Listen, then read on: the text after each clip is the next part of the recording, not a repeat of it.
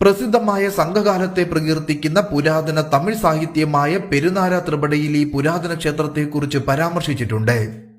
നൂറുകണക്കിന് പരമ്പരാഗത ക്ഷേത്രങ്ങളുള്ള കാഞ്ചീപുരത്തിൽ അസാധാരണമായി ക്ഷേത്രം ഒഴികെ മറ്റ് ദേവീക്ഷേത്രങ്ങളൊന്നുമില്ല എന്നതും ഈ ക്ഷേത്രത്തെ ശ്രദ്ധേയമാക്കി മാറ്റുന്നു. ശ്രീകോവിലിൽ കാമാക്ഷിയെ 5 രൂപങ്ങളിൽ ആരാധിക്കുന്നുവെങ്കിലും അതിലേറ്റവും പ്രധാനം സ്വർണവിഗ്രഹമായിരുന്നു. ഈ സ്വർണവിഗ്രഹം കാഞ്ചീപുരത്തെ മുഗൾ അധിനിവേശത്തെ തുടർന്ന് തഞ്ചാവൂരിലേക്ക് കൊണ്ടുപോയിരുന്നു. 5 ഏക്കർ വിസ്തൃതിയിലുള്ള ഈ ക്ഷേത്രത്തിൽ ശിവൻ, വിഷ്ണു, ബ്രഹ്മാവ് എന്നീ ത്രിമൂർത്തികളാൽ ചുറ്റപ്പെട്ടിരിക്കുന്ന ഭാവത്തിലുള്ള കാമാക്ഷിയുടെ പ്രതിഷ്ഠയാണ് നമുക്ക് കാണാൻ സാധിക്കുക. ശ്രീകോവിലിന്റെ വലതുവശത്തായുള്ള ഗായത്രി മണ്ഡപത്തിൽ നമുക്ക് അരൂപലക്ഷ്മിയെയും സ്വരൂപലക്ഷ്മിയെയും കാണാൻ സാധിക്കും. നിലവിലുള്ള കാമാക്ഷി ക്ഷേത്രത്തിന് സമീപമുള്ള ആദി കാമാക്ഷി ക്ഷേത്രത്തിലെ വിഗ്രഹത്തെ തന്ത്രചൂടാമണി പോലെയുള്ള നിലവിലെ താന്ത്രിക കൃതികളിൽ കീർത്തിമതി, ദേവഗർഭ എന്നിങ്ങനെ വിവിധ പേരുകളിൽ വിളിക്കുന്നു. കാമാക്ഷി ദേവിയെ